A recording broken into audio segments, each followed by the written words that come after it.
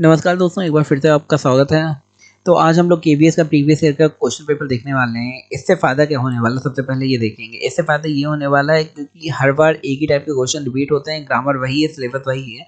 तो इससे आपको अंदाज़ा लग जाएगा किस टाइप के पेपर क्वेश्चन केवीएस में आ रहे हैं, और आप कमेंट सेक्शन में आंसर जब देंगे तो आपको अंदाज़ा लगेगा आप कितनी जल्दी कितने क्वेश्चन सही सॉल्व कर सकते हैं। तो बिना देरी के स्टार्ट करते हैं। तो चलिए स्टार्ट करते हैं। सबसे पहला क्वेश्चन है, choose the word most nearly opposite in the meaning to the given word. तो जो एक वर्ड यहाँ दिया गया है, इसका अपोजिट आपको फाइंड आउट करना है। अपोजिट क्या होता है, इसका उल्टा क्या होगा। तो फैक्ट माने तथ्य होता है, रियल चीज, तो उसका क्या फिक्शन होता है या रियलिटी होता है या फिर इमेजिनेशन होता है या फिर लाई होता है। तो इनमें से जो सही आंसर है आप कमेंट सेक्शन में दीजिए। इसके बाद मैं समझाना स्टार्ट करता हूँ। तो फैक्ट माने होता है तथ्य, रियल वाला तथ्य, तो उसका अपोजिट फिक्शन होता है। फिक्शन माने होता है गढ़ी गई कहानियों। तो फैक्ट का फिक्शन तो नहीं हो सकता, फैक्ट का रियलिटी, ये तो एक ही जैसी चीजें हैं, तो ये भी नहीं हो सकता है अपोजिट में। इमेजिनेशन, फैक्ट माने तथ्य होता है, उसका इमेजिनेशन नहीं हो सकता क्योंकि इमेजिनेशन दिमाग में करा जाता है और फैक्ट यहाँ रियलिटी की बात कर रही है। और फैक्ट का लाई, तो यहाँ पे सबसे सही आंसर लग रहा है फैक्ट का लाई। तो हमारा चौथा आंसर बिल्कुल सही हो जाएगा कि जो फैक्ट माने तथ्य है, तो तथ्य का उल्टा क्या होता है, झूठ। तो मतलब सच का झूठ, तो यहाँ पे लाई हो जाएगा। ऐसे ही कंफ्यूजिंग क्वेश्चन आएंगे, तो आपको इसे देख के सॉल्व करना है। सेकंड क्वेश्चन चलिए देखते हैं हम लोग। सेकंड क्वेश्चन दिया है, complete the following sentence by using the correct form of the verb with the help of the options that follow. तो यहाँ पे क्वेश्चन दिया है, the headmaster dash to speak to you. तो द हेडमास्टर, हेडमास्टर जो मतलब school का headmaster है, स्पीक टू यू, वो तुमसे बात करना चाहता है। तो बीच में यहाँ खाली जगह में क्या हो गया, is wanting speak to you, या फिर was wanting speak to you, या were wanting speak to you, या फिर वांट्स स्पीक टू यू। तो यहाँ पे सबसे सही आपको क्या लग रहा है, देखिए एक एक करके देखना स्टार्ट करते हैं। पहली बात तो यहाँ पे हेडमास्टर दिया है और dasher to speak to you, यहाँ पे स्पीकिंग नहीं हो दिया है क्योंकि कॉन्टिन्यूअस में आईएनजी जरूर लगता है। तो ये जो इज है, वॉज है और वर है, ये सारे कॉन्टिन्यूअस वाले हैं, तो इसे हटा देंगे इन तीनों को। बचा क्या, वॉन्ट्स, तो यहाँ पे वॉन्ट्स सही हो जाएगा। ये टेंस कौन सा है, ये सिंपल प्रेजेंट टेंस है। सिंपल प्रेजेंट टेंस में यस या यस लगता है, तो वही यहाँ पे लगा हुआ है कि the headmaster wants to speak to you. इसके बाद भी अगर आपको कंफ्यूज होता है तो आप सबको एक एक बार यूज करके देख लेते हैं। जैसे the headmaster is wanting to speak to you, इसका कोई मीनिंग नहीं निकल रहा। The headmaster was wanting to speak to you, इसका भी मीनिंग नहीं निकल रहा है। द हेडमास्टर वर, इसका कोई मीनिंग नहीं निकल रहा है। लेकिन अगर तुम देखते हैं the headmaster wants to speak to you, तो इसका मीनिंग निकल रहा है, ये हमारा सही हो जाएगा। आगे थर्ड नंबर देखते हैं, he dash है for 5 hours। he dash है for 5 hours, वो 5 घंटे से क्या कर रहा है वो बीच में देखना है। he has been sleeping for 5 hours, या फिर he must had been sleeping for 5 hours, या फिर he was sleeping, या फिर he had slept for 5 hours। तो इसमें सबसे सही आपको चुनना है कौन सा होने वाला है। तो ही डैश है फॉर 5 आवर्स लिखा है, तो इससे फॉर 5 आवर्स जब टाइम भी दिया होता है, इससे कंफर्म होता है ये प्रेजेंट परफेक्ट कॉन्टिन्यूअस या पास्ट परफेक्ट कॉन्टिन्यूअस वाला है, या फ्यूचर परफेक्ट कॉन्टिन्यूअस जब हम लोगों को टाइम भी दिया होता है यहाँ पे। लेकिन यहाँ पे कौन सा सही है वो देखना है। हैड, तो he had slept for 5 hours, अगर हम लोग ये देखते हैं हैड, तो ये गलत हो जाएगा क्योंकि ये तब यूज होता है जब काम हो चुका है। He was sleeping for 5 hours, वो सो रहा था 5 घंटे के लिए, इसका भी नहीं बनेगा। आगे he must have been sleeping for 5 hours, ये भी नहीं बनेगा, उसे 5 घंटे सोना चाहिए। या फिर यहाँ पे दिया गया he has been sleeping for 5 hours, वो 5 घंटे से सो रहा है, तो ये हमारा सही हो जाएगा आंसर नंबर पहला। आप लोग भी आंसर दे रहे होंगे, आशा करता हूँ मैं, कमेंट सेक्शन में। In each of the following sentence improve the underlined part with the help of the given option. तो जो अंडरलाइन में पार्ट दिया गया है वो हम लोगों को क्या करना है, करेक्ट करना है, उसे इम्प्रूव करना है। तो पहला नंबर क्या दिया गया देखते हैं। दिया है, I shall have much pleasure in accepting your kind invitation to dinner. तो इसमें दिया है, मैं बहुत खुश होऊंगा तुम्हारा डिनर का इन्विटेशन एक्सेप्ट करके। तो यहाँ पे क्या होगा, आई शैल हैव मच प्लीजर, तो ये करेक्ट सेंटेंस नहीं है, तो करेक्ट इसके लिए चूज करना है। तो क्या करेंगे, कांट हैव मच प्लीजर, ये तो गलत है। I am having much pleaser, ये भी गलत है। आई मे हैव मच प्लीजर ये भी गलत है, आई हैव मच प्लीजर ये सही है। देखिए मे माने कोई काम हो सकता है, तो यहाँ पे हो सकता की बात ही नहीं हो रही है। एम तब लगाते हैं जो काम हो रहा है, वो भी नहीं हो रहा है, अभी हो नहीं रहा है, एक्सेप्ट कर रहा है।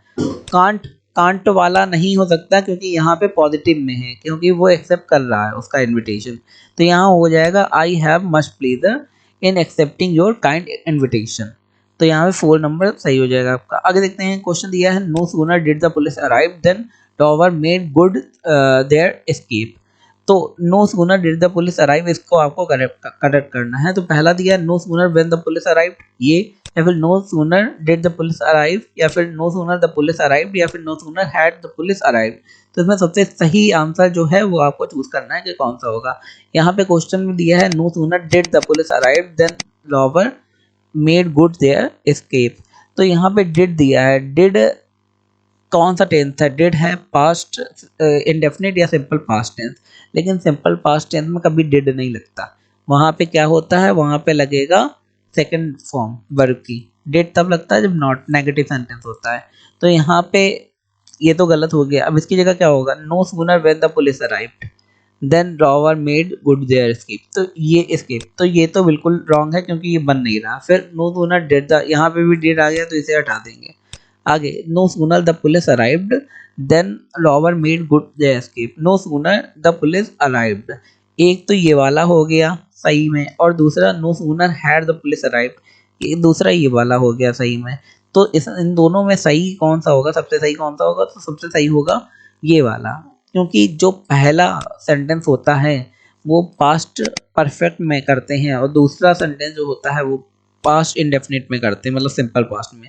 तो ये वाला है सिंपल पास्ट में, तो इसे हटा देंगे, इसे हटा दीजिए, और ये वाला हम लोग करेक्ट कर लेंगे कि पहला पास्ट परफेक्ट में होगा, no sooner had the police arrived, फिर हम लोग पास्ट इंडेफिनिट में करेंगे than robbers made good their escape. आगे देखते हैं क्वेश्चन, आप लोग भी आंसर देते रहिए। आगे देखते हैं क्वेश्चन। क्वेश्चन दिया है the items given below is followed by 4 possible meaning, choose the correct one. तो यहाँ दिया है एक आइटम दिया है, उसका मीनिंग आपको निकालना है। वाई फिट्स एंड स्टार्ट्स, तो यहाँ पे वाई फिट्स एंड स्टार्ट का क्या होगा? यहाँ पे इरेगुलरली होगा या फिर सक्सेसफुली होगा या इनकम्प्लीटली होगा या फिर सडनली हो गया। तो वाई फिट्स एंड स्टार्ट्स, तो इसका क्या होगा? इसका होगा रेगुलर इरेगुलरली। जैसे फिट्स आना हम लोग कहते हैं, जैसे हार्ट बीट तेज हो जाना या और कुछ, तो उसे इरेगुलर कहते हैं, मतलब रेगुलर वो चीज़ नहीं होता है। तो यहाँ पे इरेगुलर हो जाएगा क्योंकि सक्सेसफुल नहीं होगा, क्योंकि वो कंप्लीट होना है। सडनली ये भी नहीं होगा, आगे इनकम्प्लीटली ये भी नहीं होगा, यहाँ पे होगा इरेगुलरली। आगे देखते हैं क्वेश्चन।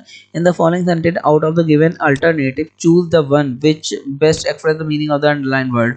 तो यहाँ पे इस वर्ड की सबसे सही मीनिंग आपको इन चारों में से फाइंड आउट करनी है। तो क्वेश्चन दिया है his performance in the office is quite superficial, उसकी परफॉर्मेंस ऑफिस में बहुत सुपरफिशियल मतलब बहुत अच्छी है। तो यहाँ पे इसकी जगह क्या कर सकते हैं? एक्सीलेंट है, या फिर एक्सेसिव है, या फिर अननेचुरल है, या फिर शैलो है। उसकी परफॉर्मेंस कैसी है ये आपको बताना है यहाँ पे। तो इसमें काफ़ी सारे हैं। तो his performance in the office is quite unnatural, ये तो हो नहीं सकता क्योंकि अननेचुरल किसी की परफॉर्मेंस हो नहीं सकती। आगे एक्सेलेंट हो सकता है, एक्सेसिव गलत हो गया। इसके बाद एक्सीलेंट और शैलो बचा है। तो इन दोनों में से आपको फाइंड आउट करना है कि कौन सा सही होगा, कि इसकी उसकी परफॉर्मेंस कैसी है आखिर, ये पूछा गया है। Okay, 1 second. ओके, तो यहाँ पे जो हमारा आंसर सही हो जाएगा वो हो जाएगा एक्सीलेंट, कि यहाँ पे शैलो हटा देंगे। His performance in the office is quite excellent, बहुत अच्छी है। सुपरफिशियल का दूसरा मीनिंग हो जाएगा एक्सीलेंट। आगे देखते हैं। In the following sentence one part में have an error, choose the one which has the error if any. इन दोनों पार्ट में से एक पार्ट जो है उसमें एरर है, अगर उसमें एरर है तो उसे फाइंड आउट करो कि कौन से पार्ट में एरर है। पहला दिया it is high time that we send the answer to this query. ये हाई टाइम माने क्या होता है? सही समय, इट इज हाई टाइम। तो ये गलत है, या फिर दैट वी सेंड ये गलत है, द आंसर ये गलत है, या टू दिस क्वेरी ये गलत है। तो इसका आंसर जल्दी से जल्दी आपको कमेंट सेक्शन में देना है कि कौन सा आखिर इसमें गलत है। तो यहाँ पे दोस्तों सेकंड वाला गलत हो जाएगा, उसका रीज़न मैं बताता हूँ। इट इज़ हाई टाइम, ये तो सही है। द आंसर ये गलत हो ही नहीं सकता क्योंकि इसमें कोई ग्रामर यूज़ नहीं करी गई है। और टू दिस क्वेरी, इस क्वेरी का मतलब इस क्वेश्चन का आंसर देना है। यहाँ पे ये गलत इसलिए हो जाएगा क्योंकि यहाँ लिखा है दैट वी सेंड, सेंड की जगह यहाँ हो जाएगा send. That we had sent या फिर हैव सेंट हो जाएगा, जो यहाँ पे यूज नहीं करा गया है, तो इसमें ये वाला गलत हो जाएगा। आगे देखते हैं क्वेश्चन दिया है इन the following item a word is followed by 4 explanatory expression, choose the expression which is describe the word. यहाँ पे लिखा ऑर्थोडॉक्स, और ऑर्थोडॉक्स माने होता है जो धार्मिक लोग होते हैं या कट्टर लोग होते हैं उन्हें कहते हैं। तो इसका आंसर देखते हैं, one who flaunt established opinion, या फिर one who have no opinion for one owns, या फिर one who holds established opinion, या फिर one who is self opinionated.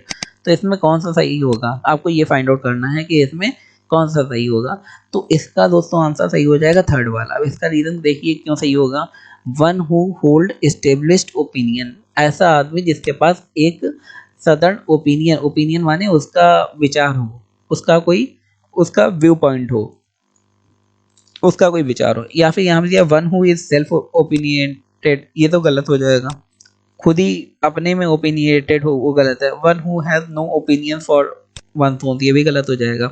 Orthodox माने आप कट्टर हैं, आपका ओपिनियन एक है किसी चीज को लेके। वन हु फ्लॉन्ट्स एस्टेब्लिश्ड ओपिनियन, जो ऑलरेडी एस्टेब्लिश ओपिनियन, जो भी एस्टेब्लिश ओपिनियन है उनमें कमी निकालता है, वो भी गलत हो जाएगा। तो तीसरा नंबर बिल्कुल सही हो जाएगा। एक्सप्लिसिट, ये वाला वर्ड आपने काफ़ी बार पढ़ा होगा। तो एक्सप्लिसिट का क्या आंसर सही हो जाएगा देखते हैं। Drawing out a secret from somebody, या फिर comparison that is out of place, या फिर statement that is absolutely clear, या फिर ट्रेड प्रोहिबिटेड बाय लॉ। तो इसमें सही कौन सा हो जाएगा। एक्सप्लिसिट माने होता है statement that is absolutely clear, तो ये वाला आपका सही हो जाएगा। जैसे कभी कभी हम लोग कहते हैं इसे एक्सप्लिसिटली एक्सप्लेन कर दीजिए, तो उसका क्या मतलब होता है, इस तरीके से एक्सप्लेन कर दीजिए जिससे ये सही से समझ में आ जाए। दोस्तों आशा करता हूँ आपको हमारे वीडियो पसंद आया है। अगर आपको हमें वीडियो पसंद आया है तो हमें सपोर्ट करने के लिए हमारे चैनल को लाइक शेयर सब्सक्राइब कर दीजिए। ये इंग्लिश का पार्ट था, इसके बाद हिंदी का पार्ट और उसके बाद जीके का पार्ट दिखाऊंगा, तो आपको पता चले कि पेपर आखिर आता कैसा है, उसी के अकॉर्डिंग अपनी तैयारी कर सकते हैं। और कमेंट सेक्शन में आंसर करिए जिससे पता चले कि आपके कितने क्वेश्चन सही हो रहे हैं। धन्यवाद।